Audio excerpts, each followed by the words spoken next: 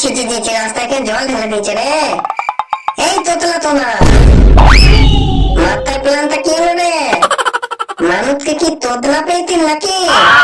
দেখো, বাংলার মানুষ যখন ওনাকে অভিনেতা মানতে পেরেছেন, উনি এটা বুঝে গিয়েছিলেন যে বাংলার মানুষ আস্তে আস্তে গান্ডুর দিকে এগোচ্ছে।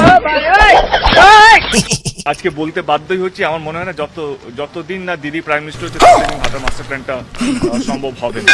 তো আমাদের দিদিকে প্রাইম মিনিস্টার করতেই হবে। তা বাবা দেবুদা, ঘুরিয়ে বলার কি আছে, সোজাসুজি বলে দাও না, মাথা প্ল্যানটা হবে না। টাকা পয়সা গুলো সব গাঁব হয়ে গেছে কিনা। বেশি প্রধানমন্ত্রী হলে তুমি কি হবা? ব্যাকরণ মন্ত্রী। বাংলার ভাইপোদের উপর এখন কোনো পিসির রাজ চলবে না। এখন শুধু একটাই সম্পর্ক, সেটা হলো মামি কাকা।